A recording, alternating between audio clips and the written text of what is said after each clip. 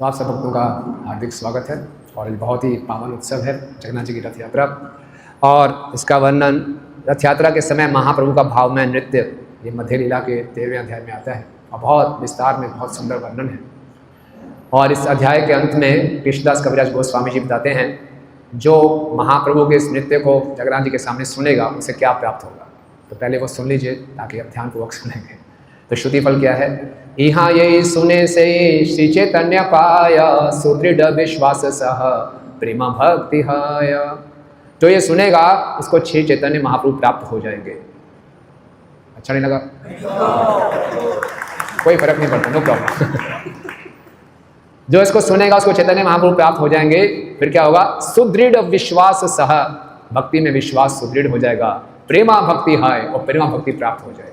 तो ये बहुत जो रथ यात्रा के समय हम देखेंगे लीला जो हमने तात्पर्य पढ़ा, ये तत्व और रस के हिसाब से दोनों ही दृष्टि से परिकाष्ठा है। तत्वों की भी परिकाष्ठा है और रस की भी परिकाष्ठा है। सही कृष्ण, सही कौन, सही जगन्नाथ। कल्पना कीजिए क्या वो समय होगा, चैतन्य महाप्रभु भी कृष्ण हैं, जगन्नाथ जी भी कृष्ण हैं। एक कृष्ण रथ पे बैठे हैं, दूसरे कृष्ण के सामने नाच रहे हैं और दोनों में क्या ठेला ठेली चल रही है। तो बड़ा ये रहस्यमय है, बहुत ही मिस्टिकल है। रथ यात्रा का उत्सव तो करोड़ों वर्षों से मनाया जा रहा है। स्कंद पुराण के अनुसार लगभग 15 करोड़ 34 लाख सालों से रथ यात्रा का उत्सव मनाया जा रहा है, हजारों करोड़ों सालों से। लेकिन चैतन्य महाप्रभु के आने के बाद इसका एक अलग ही महत्व हो गया। जय पंच तत्व की जय, राधा माधव ललिता विशाखा सखी की जय, सीताराम लक्ष्मण हनुमान जी की जय। एक अलग ही इसमें दृष्टिकोण प्राप्त होता है। जैसे हमने पढ़ा इस तात्पर्य में कि चैतन्य महाप्रभु रथ के सामने नाच रहे हैं और जगन्नाथ जी उसके दर्शन कर रहे हैं। तो जगन्नाथ जी कौन है? भगवान श्री कृष्ण। जगन्नाथ जी का ये रूप बड़ा विशेष रूप है। ये जो रथ यात्रा उत्सव है इसमें जगन्नाथ जी का जो ये रूप है ये द्वारका से संबंधित है और जो रथ यात्रा का उत्सव है ये कुरुक्षेत्र से संबंधित है। और इस रथ यात्रा उत्सव में दोनों बड़ा एक साथ हो जाते हैं। ऐसा रूप भगवान ने प्रकट किया था द्वारका में और रथ यात्रा हुई थी कुरुक्षेत्र से। तो इस रथ यात्रा उत्सव में गौड़िया वैष्णव में पूरा कंबाइन हो जाता है। वैसे इस रथ यात्रा के पीछे और उद्देश्य भी बताए जाते हैं। बताया जाता है कि जब इंद्रद्युम्न जी की तपस्या से, उनकी भक्ति से प्रभावित होकर जगन्नाथ जी प्रकट हुए विग्रह के रूप में, तो उन्होंने इंद्रद्युम्न से कहा कि आप कुछ वरदान मांगिए। तो राजा इंद्रद्युम्न ने, आप सब जानते हैं, 3 वरदान मांगे थे। पहला वरदान क्या था? मेरी कोई संतान ना हो। क्यों ना हो? क्योंकि संतान बाद में ये क्लेम करना ना शुरू कर दे कि हमारे पिताजी का मंदिर है। ये सबका जगन्नाथ जी पूरे जगत के नाथ है।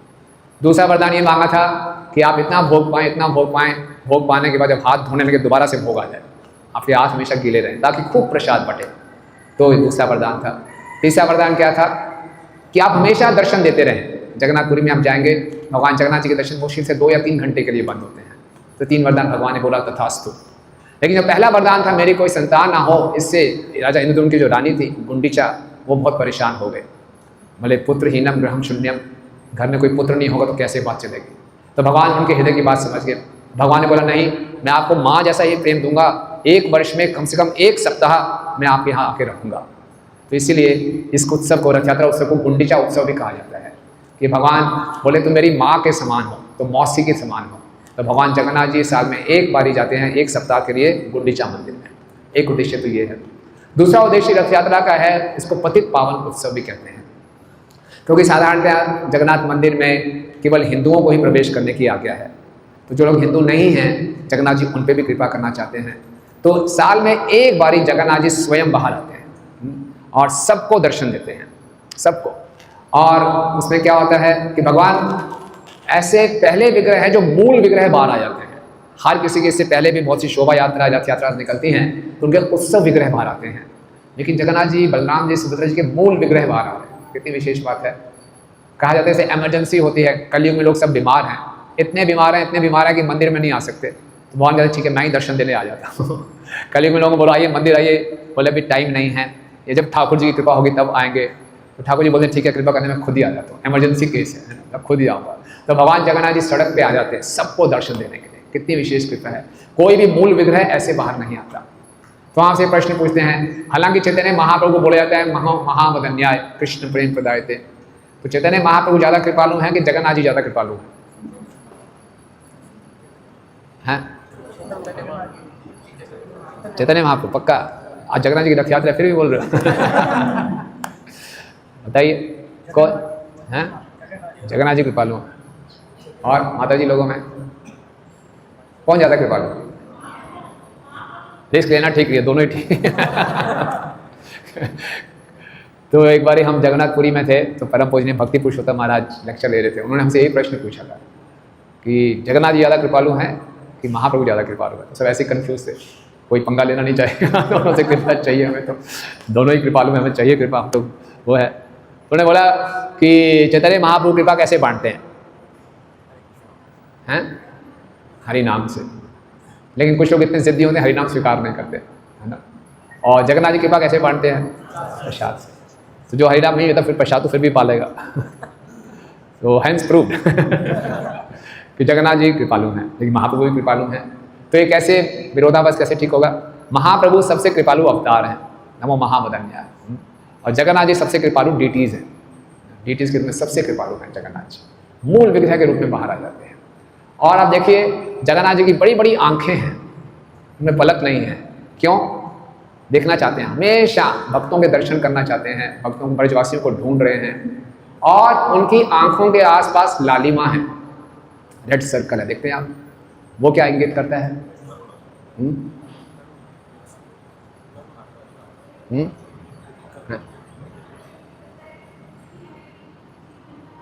हाँ, जीव यहाँ सड़ रहे हैं, उनके लिए करुणा। हम भी, हमारी आंखों से भी जब आंसू निकलते हैं तो कुछ रेडिशनेस होती है, वहीं से आंसू निकलते हैं। तो जगन्नाथ जी के लिए भी लालिमा है, वे दिखाती है कि भगवान, हालांकि जो जगन्नाथ जी का रूप है महाभाव प्रकाश रूप है। भगवान जब टॉप मोस्ट एक्सटेसी में होते हैं तो ये रूप धारण करते हैं, और फिर ये रूप धारण करते हैं। साथ में भगवान के कंपैशन भी है, सबसे ज़्यादा करुणा इस विग्रह में है। तो इस यात्रा को पतित पावन यात्रा भी कहते हैं कि भगवान आते हैं सब पे कृपा करने के लिए। परम पूजनीय राधानाथ स्वामी महाराज के विषय में एक भक्त बता रहे थे उनके गुणगान में कि राधानाथ स्वामी महाराज जैसे आप देखें कि पहले भारत में आए थे, वृंदावन में आए, तो उनकी दीक्षा हो गई, फिर वो अमेरिका चले गए और वहाँ पे न्यू वृंदावन में वो सेवा कर रहे थे, वेस्ट वर्जीनिया में। और उनकी बहुत इच्छा थी कि मैं जगन्नाथ जी के दर्शन करूँ, और वहाँ पे वो जगन्नाथ जी की सेवा भी करते थे न्यू वृंदावन में। और बहुत ठंड होती थी वहाँ पे, बहुत ही कठिनाई वाली परिस्थितियों में वो सेवा करते थे, बहुत ऑस्टेरिटी थी। लेकिन उनकी इच्छा थी कि मैं भारत में जाके रथ यात्रा में जगन्नाथ जी के दर्शन करूं, और कोई तो मौका मिलेगा नहीं क्योंकि वो फॉरेन बॉडीड है। तो लेकिन वहाँ पे सेवक कम होते थे, उनको आज्ञा नहीं मिलती थी। ऐसा नहीं कि अपने आप आगे सेवा करनी है, वहाँ पे तो करते रहते थे, सेवा करते रहते थे। हृदय में बड़ी प्रबल इच्छा थी कि मैं जगन्नाथ जी के दर्शन कर सकूँ रथ यात्रा में। ऐसा होता रहा, ऐसे करते करते 26 साल निकल गया, वो दर्शन नहीं कर पाए। लेकिन तीव्र इच्छा थी मुझे दर्शन करने हैं। 26 साल के बाद उनको मौका मिला जगन्नाथ रथ यात्रा में भाग लेने का। खूब नृत्य किया उन्होंने, और उस दिन कैसे हुआ कि जगन्नाथ जी रुक गए। जगन्नाथ जी की इच्छा होती है या तो उसी दिन गुंडीचा पहुंच जाते हैं या अगले दिन पहुंचते हैं या कई दिन रुके रहते हैं। जगन्नाथ जी की इच्छा है तो उस दिन रुक गए, और रुक गए तो सब विश्राम कर रहे हैं। तो महाराज भी वहीं सड़क पे वहीं पे विश्राम कर रहे, सो गए थे वहीं पे। तो सुबह अगले दिन सुबह 3 बजे 2 पांडा आए, महाराज को उठाया, चलो चलो उठो उठो उठो उठो चलो। ऐसे पांडा लोग जबरदस्ती उठा के लेके चलो। बोले जगन्नाथ जी इनकी पूजा करो। बोले कि पूजा करो, बोले चलो इसको गले लगाओ। तो गले लगा लिया। महाराज कह रहे देखो 26 साल तक मैंने सेवा की, ये प्रतीक्षा करते हुए कि कब जगन्नाथ जी के दर्शन होंगे। जगन्नाथ जी खुद बुलाया, अपना आलिंगन दिया, ये जगन्नाथ जी हैं। भगवान कहते हैं ना, भक्ति सरस्वती ठाकुर महाराज कहते हैं हमें ये प्रयास नहीं करना चाहिए, जय हो कृष्ण जी, ये प्रयास नहीं करना चाहिए कि हमने भगवान को देखना है, बल्कि ऐसी सेवा करनी चाहिए कि भगवान देखने आए। तो वो न्यू वृंदावन में जगन्नाथ जी की सेवा कर रहे थे, और यहाँ जगन्नाथपुरी में भगवान की प्रतीक्षा कर, कब आएगा मैं तो अपना आलिंगन दूंगा। उन्होंने कोई अपना प्रयास नहीं किया, उनको बोले कहाँ, मुझे बस दर्शन हो गया, यही बहुत है। स्वयं पांडवों को भगवान ने इंस्पायर किया और लेकर गए। तो ये जगन्नाथ जी हैं, पतित पावन, बहुत पतित पावन है। और ये 3 तरीके से वो सबको शुद्ध करते हैं। कहा गया कि जो जगन्नाथ जी को छूकर वायु भी निकलती है, उस वायु को हम अपने सांस लेकर लेते हैं, उससे हम शुद्ध हो जाते हैं। और फिर जगन्नाथ जी सब पे अपनी कृपा दृष्टि डालते हैं, उससे भी हम शुद्ध हो जाते हैं। और तीसरा, जब रथ चलता है, रथ से जो धूल उड़ती है वो हमारे शरीर में लगती है, उससे भी हम सफल हो जाते हैं, शुद्ध हो जाते हैं। तो आज रथ यात्रा है, तो केवल रथ यात्रा में जाने मात्र से, देखने से भगवान जगन्नाथ जी हमारे दर्शन करेंगे। रथ की जो धूल उड़ेगी वो हमारे शरीर पे लगेगी, जो हवा भी हमको छू जाएगी उससे हम शुद्ध हो जाएंगे। और फिर वो क्या कहना कि जब हम रस्सी पकड़ के खींचेंगे तो फिर तो कहना ही क्या, कहा जाता है कि रस्सी पकड़ के खींचेंगे लाखों लाखों जन्मों के पाप नष्ट हो जाएंगे। कहा जाता है कि रथ यात्रा, मुख्य उद्देश्य रथ यात्रा का ये है कि हर जीव के इस संसार चक्र से छुटकारा हो। भगवान नहीं देख सकते, तभी भगवान के हृदय में इतनी करुणा है। जैसे हम सुबह भी बता रहे थे, इस शरीर की तुलना में एक रथ से की गई है। हम बहुत रथ बदल चुके हैं, कितने ही शरीर बदल चुके हैं। तो ये रथ यात्रा, इस रथ यात्रा में भाग लेंगे तो हम क्या करेंगे, हम और जगन्नाथ जी के निकट जाएंगे और अंततः इस रथ से छुटकारा पाके आध्यात्मिक जगत में हम जा पाएंगे। इसलिए कहा जाता है कि अगर हम, भगवान जगन्नाथ जी तो अपने आप में बहुत कृपालु हैं, लेकिन जब उनके रथ पे आरूढ़ होते हैं, उनके दर्शन करते हैं, तो फिर क्या होता है, पुनर्जन्म न विद्यते। रथे तु वामनम दृष्ट्वा पुनर्जन्म न विद्यते। ओके, तो जगन्नाथ जी, श्रील प्रभुपाद जी बोलते हैं जगन्नाथ का मतलब क्या है, जगत गच्छति इति जगत, जो चलता है, मूविंग है, उसको जगत कहते हैं। और जो नाथ मतलब पूरे जगत के स्वामी। प्रभुपाद जी से पूछा गया कि ये रथ यात्रा का महोत्सव का उद्देश्य क्या होता है, तो प्रभुपाद जी ने उत्तर दिया, क्या उत्तर है, the purpose is to see how Krishna is enjoying. ये उद्देश्य है, ये देखना, जगन्नाथ जी आज रथ यात्रा है, देखना कि कैसे भगवान रथ पे बैठ के आनंद ले रहे हैं। जैसे रथ यात्रा उत्सव है या जन्माष्टमी उत्सव है, हर उत्सव का एक ही उद्देश्य होता है कि हमने कृष्ण को आनंद देना है और अपनी सेवा को बढ़ाना है। उत्सव का एक ही उद्देश्य है। जीव के लिए वही उत्सव है जब सेवा का मौका मिल जाए, और ऐसी सेवा करें कि कृष्ण का आनंद बढ़ जाए। तो आज रथ यात्रा का उत्सव है, खूब सेवा का मौका मिलेगा, तो तभी उत्सव पूरा होगा, तभी उत्सव का पूरा लाभ उठाएंगे कि हम खूब सेवा करें, किसके आनंद के लिए, जगन्नाथ बलदेव सुभद्रा के आनंद के लिए। जगन्नाथ बलदेव सुभद्रा महारानी की जय। तो ये जो जगन्नाथ जी का, जैसे हमने बताया कि ये जो रूप है, इसका ओरिजिन जो हुआ वो कहाँ हुआ, द्वारका में। और ये रथ यात्रा निकाली गई कुरुक्षेत्र से। और आज के दिन, जैसे पहले हम चर्चा करते हैं, ये रूप कैसे प्रकट हुआ, आप सबने वो कथा सुनी होगी, फिर भी थोड़ा सा उसका वर्णन करते हैं। दिखने में ये रूप इनकम्प्लीट लगता है, अपूर्ण लगता है, लेकिन वास्तव में भगवान ब्रजवासियों के विरह में अपने आप को अपूर्ण अनुभव करते हैं। जब कृष्ण द्वारका में हैं और रानियों के साथ हैं, लेकिन कृष्ण हमेशा ब्रजवासियों का स्मरण करते रहते हैं। और रानियाँ कहती हैं, ऐसा क्या है गोपियों में, हम इतना कृष्ण की सेवा करती हैं, प्रेम करती हैं, लेकिन अभी भी कृष्ण गोपियों को नहीं भूले, राधा रानी को नहीं भूले। तो रोहिणी माता को पकड़ती हैं। रोहिणी माता ही भगवान की ऐसी पार्षद हैं जो भगवान की गोकुल, वृंदावन, मथुरा, द्वारका हर लीला में साथ में थी। वही एकमात्र पार्षद है। बाकी कुछ पार्षद या तो वृंदावन में रहे, या खाली द्वारका में रहे, या मथुरा में रहे, लेकिन रोहिणी माता हर जगह कृष्ण के साथ थी। तो बोले, आप ही बताइए ऐसा ब्रज में क्या विशेष है। तो रोहिणी माता ने बोला, मैं बोलना शुरू करूंगी, कृष्ण बलराम यहाँ आगे, फिर कोई नहीं उनको रोक पाएगा। तो सुभद्रा को गेट पे खड़ा कर दिया, कृष्ण बलराम को अंदर नहीं आने देना। और सुभद्रा जी भी खड़ी होगी, हाथ खड़ा करके, यूँ कोई अंदर नहीं आएगा। लेकिन जैसे ही कथा शुरू हुई, सुभद्रा माता जी पूरी एक्सटेसी में आ गई, सारे हाथ संकुचित हो गए। और कृष्ण बलराम भी वहाँ पे सुधर्मा सभा से आ रहे थे, तो देखा सुभद्रा का ये क्या हाल हो गया। और सुभद्रा चाह के उनको रोक नहीं पाई। और कृष्ण बलराम भी जब उस सभा में प्रवेश किए, रोहिणी माता ब्रजवासियों की कथा कर रही हैं, तो भगवान भी एकदम स्तब्ध हो गए, बड़ी बड़ी आंखें हो गई, हाथ पैर संकुचित हो गए। तो ये जगन्नाथ जी का रूप। और तभी वहाँ पे नारद मुनि जी प्रकट हो गए। नारद बोले, वाह वाह क्या रूप है, वाह वाह। और भगवान को बड़ा संकोच हो गया, भगवान वापस अपने ओरिजिनल रूप में आ गए। तो नारद बोले, नहीं ये तो बड़ा विशेष रूप था, आपको सब पे कृपा करनी चाहिए। तभी भगवान ने बोला, पुरुषोत्तम क्षेत्र में इस रूप में प्रकट हुआ। जगन्नाथ बलदेव सुभद्रा महारानी की। तो ये जो भगवान का रूप है, इसको महाभाव प्रकाश रूप कहते हैं, महाभाव प्रकाश रूप। और ये जो जगन्नाथ जी हैं, ये राधा रानी ब्रजवासियों के विरह में है। तो आज के दिन जो रथ यात्रा है, हम देखते हैं पिछले 15 दिनों में अनवसर रहा। स्नान यात्रा के बाद भगवान लक्ष्मी जी के साथ रहते हैं। तो हमारे आचार्य भक्ति सिन्हा ठाकुर महाराज बताते हैं कि क्योंकि भगवान का पूरा जीवन पब्लिक जीवन था, ऐसा इंद्र ने वरदान मांगा था कि हमेशा दर्शन देते रहते थे। तो लक्ष्मी जी को भी कुछ टाइम देना था, स्वाक्य रस का आस्वादन करना था। उन्होंने क्या किया, 15 दिन के लिए केवल लक्ष्मी जी के साथ रहते हैं। तो स्नान यात्रा में भगवान ऐसा करते हैं कि मैं बीमार पड़ गया, तो लक्ष्मी जी के साथ एक्सक्लूसिव उनको संग देते हैं। फिर लक्ष्मी जी से आज्ञा मांगे बोलते हैं, जरा मैं बाहर घूम के आता हूँ, अब मेरा स्वास्थ्य थोड़ा ठीक हो गया है। तो बाहर जाते हैं, किस लिए आना है, अब वृंदावन जाना है, भगवान ने गुंडीचा मंदिर में जाना है, तो भगवान की एक लीला से कई प्रयोजन सिद्ध होते हैं। तो आज के दिन जब रथ यात्रा होती है तो सबसे पहले बलराम जी को निकाला जाता है, फिर सुभद्रा जी को और फिर जगन्नाथ जी को। इसे बोलते हैं पांडु विजय उत्सव। कितने लोगों ने देखा है पांडु विजय उत्सव जगन्नाथ जी में जाके? तो मालूम आता है जब चैतन्य महाप्रभु अपने पार्षदों के साथ जाते हैं तो उनके लिए राजा प्रतापरुद्र ने विशेष स्थान दिया था जिससे वो पांडु विजय के दर्शन कर सके। और जब जगन्नाथ जी को लेकर जाते हैं तो बड़े बड़े जो उनके महाबली उनके सेवक होते हैं, तो कुछ तो जगन्नाथ जी को कंधे से पकड़ते हैं और कुछ रस्सियों से पकड़ के उनको कमर से खींचते हैं। और जगन्नाथ जी मदमस्त होकर जाते हैं, सीधे नहीं जाते, ऐसे ऐसे हिलते हिलते जाते हैं। क्यों जाते हैं ऐसे हिलते हिलते? और नीचे तुली रखी होती है ना, गद्दे बिछाए होते हैं, और जब उनका वहाँ पड़ता है तो जोर से पटाखा होता है, सारी रुई निकलती है और फिर आगे जाते हैं बहुत भव्य, और आगे से बहुत नगाड़े बज रहे हैं और कीर्तन हो रहा है। तो ऐसे भगवान हिलते हिलते क्यों जाते हैं?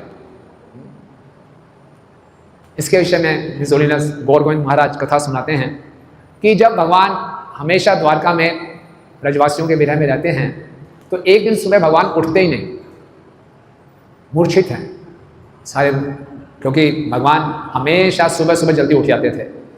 भगवान किस समय उठते थे सुबह? आपने कृष्णा बुक पुस्तक पढ़ा होगा। भगवान की अलार्म क्लॉक क्या थी? मुर्गा बांग देता था, तो रानियां मुर्गे को गालियां देती थी, जल्दी क्यों बांग दे रहे हो? नहीं, भगवान तुरंत उठ जाते थे, ब्रह्म मुहूर्त से पहले उठ जाते थे। लेकिन एक दिन उठे ही नहीं, सब रानियां चिंतित हो गई। तभी वहाँ पे नारद मुनि भी थे और उद्धव भी थे। तो नारद मुनि ने उद्धव जी से बोला, ये वही है, ब्रजवासियों के विरह में भगवान मूर्छित हैं। तो बोला इसका क्या इलाज है? उद्धव जी ने नारद जी को बोला, आप कुछ अपनी वीणा में ब्रजवासियों का कोई गीत गाइए। नारद मुनि ने बोला, मैं गा तो दूंगा लेकिन फिर खतरा है, फिर कृष्ण को कोई रोक नहीं पाएगा। ऐसा करता हूँ, मैं गीत गाना शुरू करता हूँ, आप तब तक आप जाइए वृंदावन में और सबको बताइए कि कृष्ण आने वाले हैं। उद्धव जी ने कहा, आप देव ऋषि हैं, मुझे आपकी आज्ञा का पालन करना चाहिए, लेकिन मैं इस बार नहीं जाऊँगा, क्योंकि पहले भी कृष्ण ने मुझे भेजा था वृंदावन और मैं कृष्ण का संदेश लेकर गया था। और मैं जब वहाँ गया था तो मैंने नंद और यशोदा के पास गया तो इतना विरह में क्रंदन कर रहे थे, मैं उसको कैसे रोक पाता?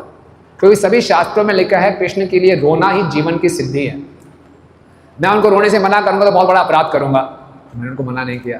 फिर मैं गोपियों से मिलने गया और गोपियों का इतना दिव्य प्रेम, दिव्य उन्माद देखा तो मुझे लगा मेरे हृदय में तो कृष्ण के कोई प्रेम ही नहीं है।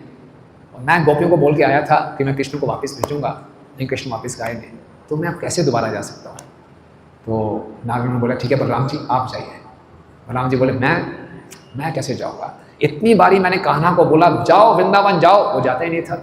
मैं भी गया था वृंदावन में, यशोदा की गोद में बैठा, मैंने उसके आंसू पूछे, सबको बोल के अभी भेजता हूँ कान्हा को, मैं दाऊद जी हूँ, मैं बड़ा भाई हूँ। वापिस आके जब भी बोलता था कृष्ण बोलते था जा रहा हूँ, नहीं जा रहे। अब मैं जाऊँगा कौन मेरी बात सुनेगा? तो फिर सुभद्रा जी आ गई, बोले मैं जाती हूँ, मैं एक स्त्री हूँ, सब गोपियाँ मेरी बात मान जाएंगे। ये पुरुष लोग बड़े कपटी होते हैं, स्त्रियाँ सरल होती हैं। बोले हाँ ये अच्छा है, वो सुभद्रा जाएगी। सुभद्रा जी का रथ तैयार हो गया। सुभद्रा जब रथ में जाने लगी, बलराम जी कहते हैं ऐसे कैसे हो सकता है, मैं बड़ा भाई हूँ, छोटी बहन को अकेले कैसे जाने दूंगा, मैं जाऊँगा। इसलिए पहले बलराम जी का रथ जाता है, फिर सुभद्रा जी का रथ जाता है। बोले आप जाओ, जाके बताओ कि कृष्ण आने वाले हैं। और फिर नारद मुनि जी वृंदावन का गुणगान करते हैं, कृष्ण तुरंत चेतना में आ जाते हैं। जैसे कृष्ण चेतना में आते हैं त्रिभंग रूप धारण कर लेते हैं। बोले मेरी बांसुरी कहाँ है? लगता है ललिता ने चुराई है या विशाखा ने चुराई है, मेरी बांसुरी कहाँ है? तभी देखते हैं अरे उद्धव तुम वृंदावन में क्या कर रहे हो? फिर नारद भी दिखाई देते हैं। फिर कृष्ण समझ जाते हैं कि मैं वृंदावन में नहीं द्वारका में हूँ। बोले आओ कृष्ण आपको हम द्वारका वृंदावन ले चलते हैं। तो फिर कृष्ण को नारद मुनि और सारे द्वारकावासी लेकर जाते हैं। लेकिन कृष्ण ब्रजवासियों के प्रेम में बिल्कुल उन्मत्त है, तो कृष्ण ऐसे चल रहे हैं ना। वैसे जगन्नाथ जी को जब पांडु विजय उत्सव में ले जाते हैं तो ऐसे हिलते डुलते जगन्नाथ जी बाहर आते हैं और जगन्नाथ जी को ऐसा लग रहा है कि उनको भक्त लोग खींच रहे हैं, लेकिन भगवान को कौन खींच सकता है? भगवान खुद इच्छा होती है तो आगे बढ़ते हैं, नहीं तो रुक जाते हैं। तो इस ढंग से फिर उनको रथ में बिठाया जाता है और फिर रथ को खींचते हैं। लेकिन रथ भी जो है ये साधारण रथ नहीं है। भगवान को कौन खींच सकता है? भगवान सबको चलाते हैं। तो भगवान रथ को चला रहे हैं कि रथ कृष्ण को जगन्नाथ जी को चला रहे हैं। तो ये रथ क्या है? ये भगवान की स्वरूप शक्ति, संघनी शक्ति है। ये रथ कोई साधारण रथ नहीं है। तो इसलिए भगवान की इच्छा होती है तो रथ रुक जाता है, भगवान की इच्छा होती है तो रथ चलता है। और फिर जब बड़े बड़े सभी भक्त लोग खींचना शुरू करते हैं तो उससे पहले फिर कौन आते हैं? राजा प्रतापरुद्र आते हैं। और राजा प्रतापरुद्र के हाथ में एक झाड़ू है जिसका जो हैंडल है सोने का है, और उनके हाथ में सुगंधित जल है। तो जल छिड़कते हैं और झाड़ू लगाते हैं। और जब चैतन्य महाप्रभु ये देखते हैं कि राजा होकर ये इतनी तुच्छ सेवा कर रहे हैं, तो महाप्रभु का हृदय बहुत संतुष्ट हो जाता है। क्योंकि राजा प्रतापरुद्र बहुत समय से प्रयास कर रहे थे कि मैं चैतन्य महाप्रभु के दर्शन कर सकूं, लेकिन वो महाप्रभु बोलते थे नहीं, ये राजा है, विषय है, मैं इसको दर्शन नहीं दूंगा। तो अब जो जगन्नाथ जी की जो रथ यात्रा है, और इसमें जगन्नाथ जी रथ पे हैं, चैतन्य महाप्रभु नृत्य कर रहे हैं, सभी भक्तगण हैं और भी साधारण जन हैं, तो आप 13वां अध्याय पढ़ेंगे तो बहुत सुंदर वर्णन है। तो इस पूरे वर्णन को हम 5 भागों में बांट सकते हैं। एक भाग ये है कि किस प्रकार जगन्नाथ जी और चैतन्य महाप्रभु के बीच में आदान प्रदान होता है, जैसे हमने इस श्लोक के तात्पर्य में पढ़ा। और एक है कि कैसे चैतन्य महाप्रभु का भक्तों के साथ आदान प्रदान होता है। और फिर तीसरा है कि कैसे चैतन्य महाप्रभु का जन साधारण के साथ आदान प्रदान होता है। और फिर जगन्नाथ जी का कैसे जन साधारण के साथ आदान प्रदान होता है। और 5वां कैसे भक्तों के बीच में आदान प्रदान होता है। तो इस सारा का सारा वर्णन हमें इस 13वें अध्याय में मिलेगा। तो सबसे पहले लेते हैं कैसे चैतन्य महाप्रभु जगन्नाथ जी के बीच में आदान प्रदान होता है। तो हमने बोला कि जैसे चैतन्य महाप्रभु भी कृष्ण हैं, जगन्नाथ जी भी कृष्ण हैं। अंतर क्या है, जगन्नाथ जी वो कृष्ण हैं जो राधा रानी के विरह में हैं, और चैतन्य महाप्रभु राधा रानी के भाव में हैं, कृष्ण के विरह में हैं। इसलिए जगन्नाथपुरी को विरह क्षेत्र कहा जाता है, क्रंदन क्षेत्र, विप्रलंबक क्षेत्र कहा जाता है। चैतन्य महाप्रभु ने संन्यास के बाद जगन्नाथपुरी को ही क्यों चुना, उनको हेडक्वार्टर क्यों बनाया? बाहरी कारण यह है कि माता सच्ची माता की इच्छा थी, और दूसरा बाहरी कारण यह था क्योंकि रथ यात्रा के समय पूरे भारत के लोग जगन्नाथपुरी में आते थे, और महाप्रभु को बहुत अच्छा अवसर मिलता था कि अपने संकीर्तन से सबको प्रचार कर सके। लेकिन आंतरिक कारण क्या है, ये विप्रलंब भाव कि जगन्नाथ जी कृष्ण हैं जो राधा रानी के विरह में हैं, और चैतन्य महाप्रभु राधा रानी हैं कृष्ण के विरह में हैं। तो क्या आदान प्रदान होता होगा? जैसे मैंने बोला ठेला ठेली होती थी, तो महाप्रभु जब नाचते थे तो जगन्नाथ जी एकदम मोहित हो जाते थे, और धीरे धीरे जगन्नाथ करे न गमाना, आगे नित्य करी चलिन सचिरानंदाना। और धीरे धीरे रथ चलता था और सचिदानंदन उनके आगे आगे करते थे। तो राधा रानी ये सोचती थी कि राधा रानी को वही स्मरण होता था, चैतन्य महाप्रभु स्मरण करते थे कि जब श्री कृष्ण यदुवंशियों के साथ कुरुक्षेत्र में आते हैं, और ब्रजवासी सारे आते हैं कुरुक्षेत्र में, और गोपियाँ काफ़ी वर्षों के बाद कृष्ण के दर्शन करते हैं, लेकिन वहाँ राधा रानी ये सोच रही, गोपियाँ सोच रही हैं कि हे कृष्ण तुम भी वही हो, हम भी वही हैं, लेकिन वो आनंद नहीं आ रहा क्योंकि आपका ये राशि ठाट बाट हाथी घोड़े हैं साथ में। तो क्या हुआ फिर, चैतन्य महाप्रभु ने श्रीमती राधा रानी के हृदय को जानते हुए बहुत सुंदर सुंदर श्लोकों का वर्णन किया। जैसे जो श्लोक था जो कि माधवपुरी जी भी गाया करते थे, आई दीन दयाद्र नाथ हे मथुरा नाथ कदावलोक्य से हृदयम तद आलोक कात्रम दैत भाम्यति किम करोमि हम। रे भगवान, आई दीन दयाद्र नाथ है, आप तो दीनों के ऊपर दया करने वाले हैं, स्वामी हैं। अब आप मथुरा नाथ बन गए हैं, तो कदा अवलोक्य से आप मुझे अपने दर्शन देंगे। और मेरा जो हृदय है बिना आपको देखे बहुत दुखी है। दयिता भ्रम्यति किम करोमि, और मैं इधर उधर भटक रहा हूँ कि मैं क्या करूँ। तो श्रीमती राधा रानी कहती हैं कि मुझे निद्रा भी नहीं आती, मैं पूरा दिन ये भटकती रहती हूँ कि मैं कहाँ जाऊँ, क्या करूँ। तो इस प्रकार से चैतन्य महाप्रभु राधा रानी के भाव में जगन्नाथ जी के सामने नृत्य कर रहे हैं, और जब जगन्नाथ जी चैतन्य महाप्रभु को नृत्य करते देखते हैं तो उनको आश्वासन होता है, ठीक है अब राधा रानी सामने हैं तो मैं वृंदावन जाऊँगा। और जब चैतन्य महाप्रभु नृत्य करते करते रथ के पीछे आ जाते हैं तो जगन्नाथ जी का रथ रुक जाता है, बोले वृंदावन जाने का क्या लाभ, राधा रानी तो है नहीं। फिर महाप्रभु नृत्य करते करते आगे आते हैं तो फिर रथ धीरे धीरे चलना शुरू हो जाता है। और जब महाप्रभु रथ करके पीछे आ जाते हैं तो जितना मर्जी खींच लो रथ को, चलता ही नहीं था। जगन्नाथ जी कहते हैं जब राधा रानी है नहीं तो मैं वृंदावन जाऊँगा ही नहीं।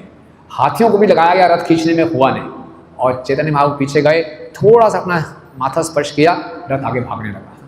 ऐसा नहीं थी कि चैतन्य महाप्रभु के सर में बहुत शक्ति थी, ये केवल प्रेम की शक्ति थी। तो इस प्रकार से ये हुड़ा हुड़ी, ये कंपटीशन चल रहा था। और चैतन्य महाप्रभु बीच बीच में बहुत सुंदर सुंदर प्रार्थनाएं गाते थे। तो पहली प्रार्थना क्या गई उन्होंने, नमो ब्रह्मणाय देवाय गो ब्रह्मणाय हिताय जगत हिताय कृष्णाय गोविंदाय नमो नमः। फिर थोड़ी देर बाद फिर प्रार्थना गई, ना हम विप्रो नाचो नरपति, ना हम विप्रो नाच नरपति, ना पी वैश्य शूद्रवा, ना हम वर्णी नाच ग्रहपति, ना वनस्ती अतिर्वा, किंतु प्रोद्यम परमानंद पूर्णा अमृति गोपी भरते पद कमल्यो दास दासानुदास। तो कोई पूछ सकता है इतने हाई एसोटेरिक भावों का आदान प्रदान हो रहा है, उसके बीच में ये चैतन्य महाप्रभु ये श्लोक क्यों बोल रहे हैं कि गोपी भरते पद कमल्यो दास दासानुदास। तो आचार्यगण बताते इसका मतलब ये है कि अब आप वृंदावन में प्रवेश करने वाले हैं। वृंदावन में प्रवेश तभी मिलेगा जब आप सभी वर्ण और आश्रम से ऊपर हट जाएंगे।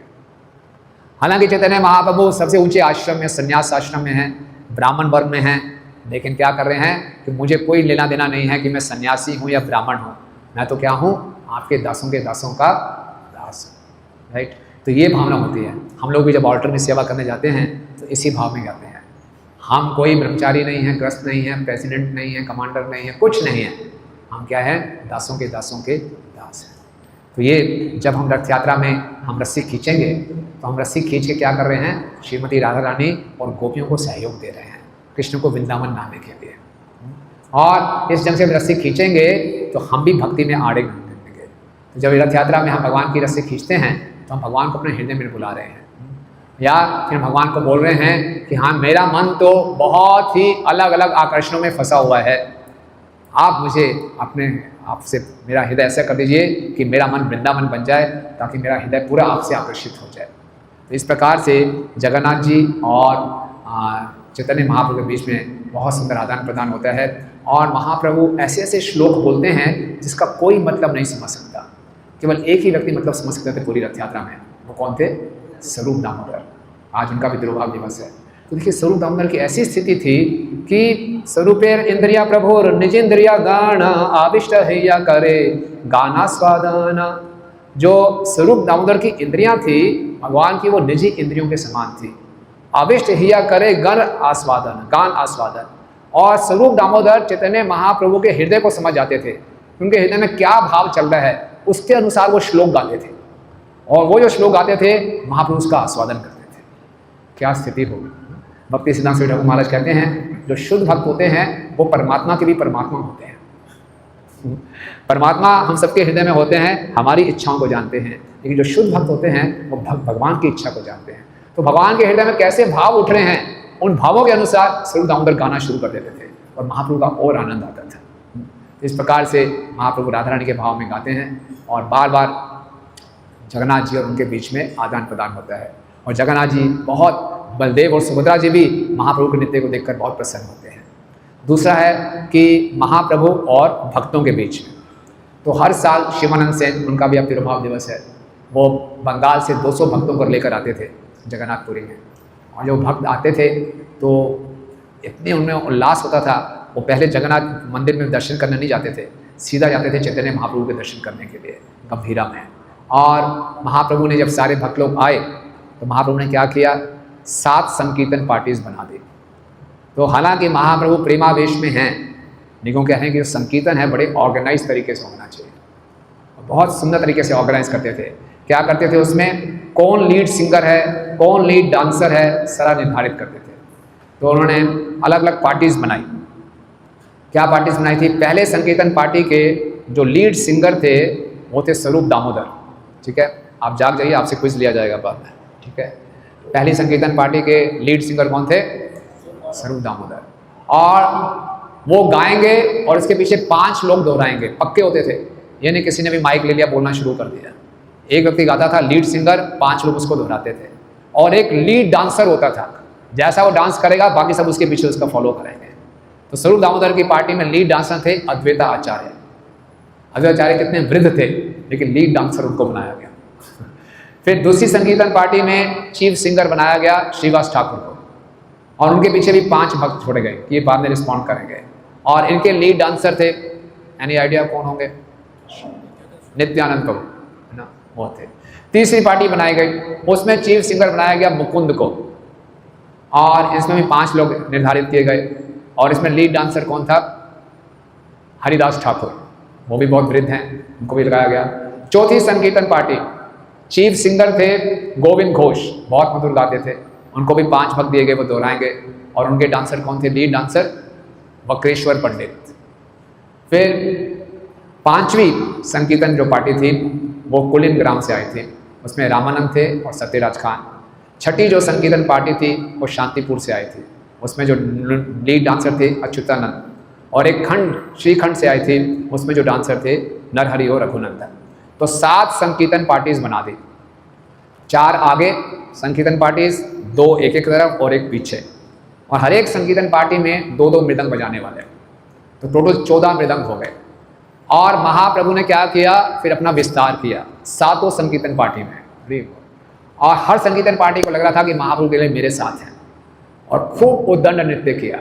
और सारे के सारे जब महाप्रभु इकट्ठे होकर नृत्य करते थे, कई बार 7 संकीर्तन पार्टी इकट्ठी हो जाती थी और 14 मृदंग एक साथ बज रहे हैं और सब जोर जोर से कीर्तन कर रहे हैं, हरे कृष्णा कृष्णा कृष्णा हरे हरे, हरे राम राम राम। इतना जोर से कीर्तन होता था कि मृदंग करताल किसी की आवाज़ सुनाई नहीं देती थी। हम जब कीर्तन करते हैं बड़े बड़े माइक में चिल्ला रहे होते हैं, उल्टा हो जाता है, इतनी जोर से बम्पर बज रहा होता है, दिन से तुम्बा बुम्बा बज रहा होता है, गाने वाला परेशान, उससे पूरा वातावरण शुद्ध होगा, तुम्बा की ध्वनि से वातावरण शुद्ध नहीं होगा और रजोगुण बढ़ेगा। तो ये हम जो कीर्तन आप निकालेंगे, ध्यान रखें, मृदंग बजना चाहिए, अच्छी बात है, करताल भी बजना चाहिए, बम्पर भी बजना चाहिए, लेकिन कई बार इतनी जोर से हम बजाते हैं कि गाने वाले कीर्तन सुनाई नहीं देता, कुछ पता नहीं चलता, इतना शोर शराबा हो जाता है। तो लेकिन यहाँ पे भक्तों ने ऐसा उत्साह से कीर्तन किया, 14 मृदंग बज रहे हैं, लेकिन कीर्तन की आवाज ऊपर थी, हरे कृष्णा कृष्णा कृष्णा हरे हरे, हरे राम राम राम हरे हरे।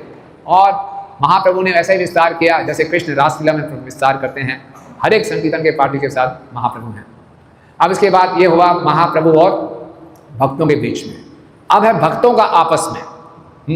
तो जब ये जो संकीर्तन में, रथ यात्रा में महाप्रभु ने इतनी एक्सटेसी दिखाई, सब भक्तों को इतना आनंद आया, इसके पीछे मुख्य था भक्तों का संग, कि भक्तों का संग, इतना प्रेम था उनमें आपस में। जब शिवानंद सेन के साथ ये 200 भक्त आए तो राजा प्रतापरुद्र अपनी महल की छत पे खड़े थे, उनके साथ साधु भट्टाचार्य थे और गोपीनाथ आचार्य थे।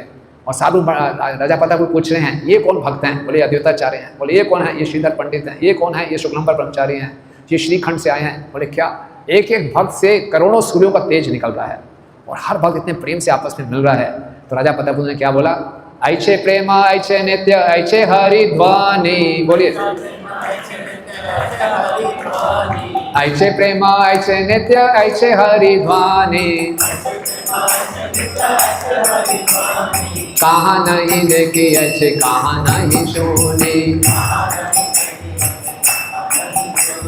कहाँ नहीं देखी ऐसे कहाँ नहीं सुनी। ऐसा प्रेम, ऐसा नृत्य, ऐसी हरिध्वनि कहीं नहीं देखी, कहीं नहीं सुनी। राजा प्रतापरुद्र जगन्नाथपुरी के राजा थे, बहुत से वैष्णव आते थे, लेकिन ऐसा कभी नहीं देखा। तो भक्तों के बीच में जितना आपस में संबंध अच्छा होगा, उतना संकीर्तन प्रभावशाली होगा। जितने अच्छे ढंग से हम नियमों का पालन करेंगे और भक्तों के बीच में संबंध रखेंगे, इस रथ यात्रा का कीर्तन एक अलग ही होगा, है ना, जो पूरे विश्व को शुद्ध कर सकता है। तो इस प्रकार से सब भक्तों में बहुत अच्छे संबंध थे और सब महाप्रभु के, सब जगन्नाथ जी की प्रसन्नता के लिए नाच रहे थे और महाप्रभु के संग का आस्वादन कर रहे थे। तो उसके बाद क्या हुआ? नाचते नाचते महाप्रभु जब अकेले नाचने लगे तो सारी के सारी संकीर्तन पार्टी इकट्ठी हो गए और महाप्रभु उद्दंड नृत्य कर रहे हैं, उछलते थे, नीचे गिरते थे, सारा अष्टसात्विक विकार प्रकट कर रहे हैं। नित्यानंद प्रभु दोनों बाजू लेकर पीछे पीछे भागते थे, अद्वैताचार्य भी भाग रहे हैं। ऐसा जब उद्दंड नृत्य देखा तो भक्तों ने बोला कि सारे के सारी जनता यहाँ पे आ जाएगी, तो उन्होंने 3 सर्कल बना दिए। तो पहले सर्कल में नित्यानंद प्रभु खड़े हैं कि लोगों को आने नहीं देंगे, महाप्रभु को नाचने दो। दूसरे सर्कल में काशीश्वर पंडित थे, मुँह में बहुत लंबे चौड़े थे, उन्होंने चेन बना लिए। तीसरे सर्कल पे प्रतापरुद्र थे, अपने पार्षदों के साथ खड़े हो गए और महाप्रभु जोर जोर से नाच रहे हैं। तो इधर क्या हुआ? इतना सुंदर नृत्य था, राजा प्रतापरुद्र देखकर बड़े विस्मित हो गए। और राजा प्रतापरुद्र से के सेवा से भगवान इतने प्रसन्न हो गए थे कि कुछ ही भक्त ये जान पाए थे कि महाप्रभु एक साथ 7 संकीर्तन पार्टी में नाच रहे हैं। इसको रहस्य दर्शन, राजा प्रतापरुद्र से प्रसन्न हो गए, महाप्रभु को ये दर्शन दिए थे। और महाप्रभु, अब राजा प्रतापरुद्र कहते बहुत द्रवित हो गया और महाप्रभु का ऐसा उद्दंड नृत्य देख रहे हैं। तो उनके साथ, राजा प्रतापरुद्र के साथ एक हरिचंदन भक्त थे। तो राजा प्रतापरुद्र से कंधे पे हाथ रख के महाप्रभु का नृत्य देख रहे थे। लेकिन अगले वाले जो सर्कल था उसमें श्रीवास ठाकुर थे और श्रीवास ठाकुर भी महाप्रभु के नृत्य को देखकर बहुत आनंद में थे, बार बार हिल रहे थे यूँ। तो हरिचंदन श्रीवास ठाकुर को बोलते, थोड़ा पीछे हो जाओ, राजा के आगे मत आओ। तो बार बार हाथ लगा वो पीछे करते थे, लेकिन श्रीवास ठाकुर अपने मग्न थे। और देखा बार बार कौन मेरे कंधे पे हाथ लगा रहा है। श्रीवास ठाकुर को इतना क्रोध आया, पीछे बोले, जोर से थप्पड़ लगा दिया, जोर से थप्पड़ लगाया। हरिचंदन को बड़ा गुस्सा आया, ये क्या मतलब है?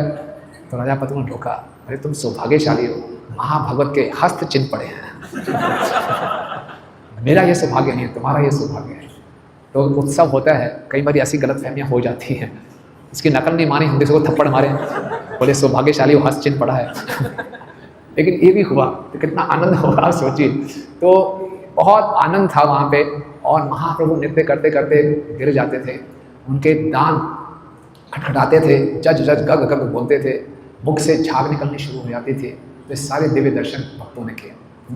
जगन्नाथ जी और महाप्रभु का आदान प्रदान देखा, जगन्नाथ चैतन्य महाप्रभु का भक्तों के साथ देखा, फिर चैतन्य महाप्रभु का जन साधारण के साथ।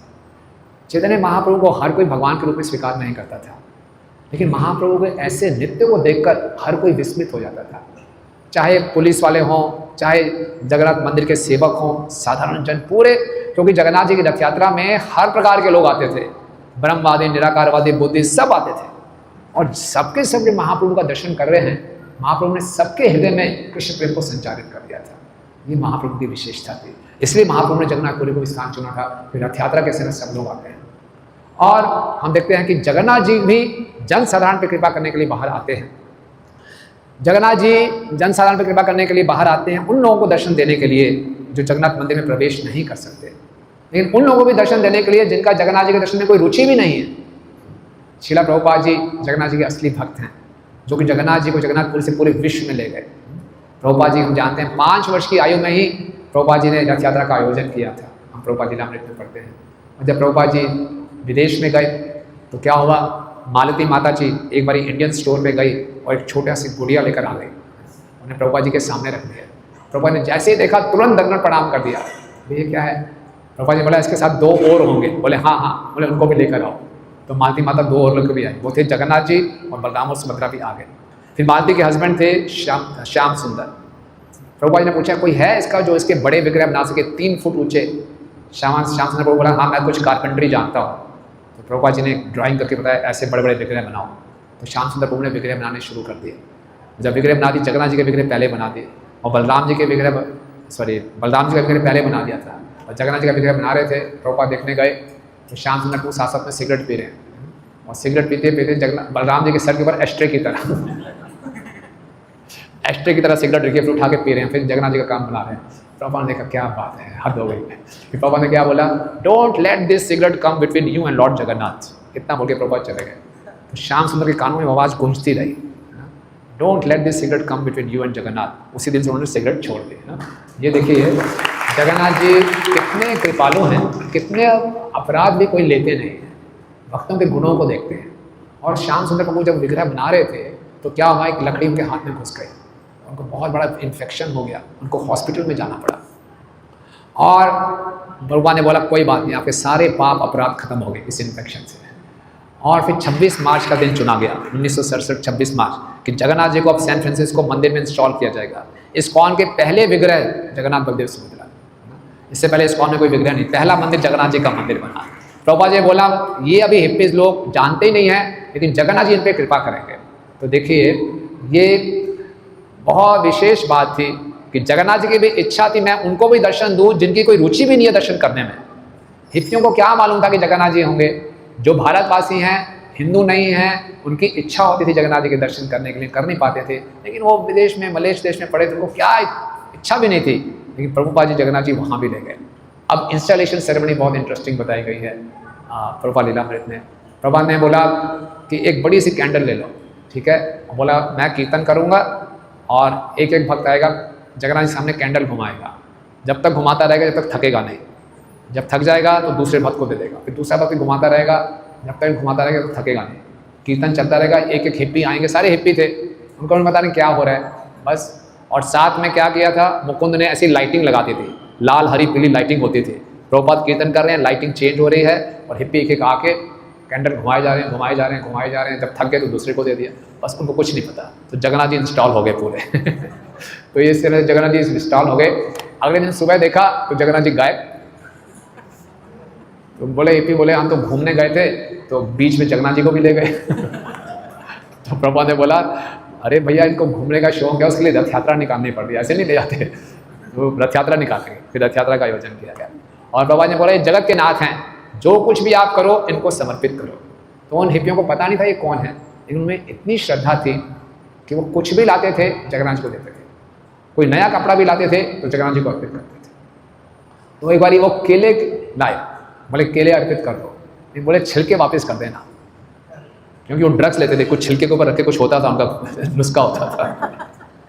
तो केले जगन्नाथ जी को दे दिए, छिलके वापस कर दो। तो जगन्नाथ जी ने सबको सहन किया और धीरे धीरे क्या हुआ, जगन्नाथ जी की सेवा में जुड़ के सबको भगवान की कृपा प्राप्त हुई। तो ये जगन्नाथ जी है और ये जगन्नाथ जी का रथ यात्रा का उत्सव बहुत विशेष उत्सव है। ये हमें मौका देता है कि हम भक्ति में तीव्रता से आगे बढ़ें। सारा खेल हमारी चेतना का है, खूब इसमें उत्साह से भाग लें। ये उत्सव में हमारी यात्रा शुरू होती है कृष्ण की ओर जाने की। श्रील प्रभुपाद जी बोलते हैं भक्ति का अर्थ है ऐसी यात्रा जो हमें भौतिक जगत से आध्यात्मिक जगत में ले जाए। तो जगन्नाथ जी बहुत कृपा करने आए हैं और इस कृपा का हमें पूरा लाभ उठाना चाहिए। खूब हरि नाम का वितरण होना चाहिए, खूब प्रसाद का वितरण होना चाहिए, खूब ग्रंथों का वितरण होना चाहिए, ताकि और भगवान जगन्नाथ जी सबको शुद्ध करेंगे, अपने दर्शन देंगे, उनके रथ से धूल उड़ेगी उससे भी सब शुद्ध होंगे, उनको छूकर जो हवा आएगी उस हवा को हम अंदर लेंगे, सब शुद्ध होंगे। तो चारों तरफ सबका वातावरण होगा, पूरे उत्साह से लें और जगन्नाथ जी की कृपा को हम आकर्षित करें। ठीक है, जगन्नाथ बलदेव सुभद्रा सुदर्शन जी की, चैतन्य महाप्रभु की, जगत गुरु श्रील प्रभुपाद की।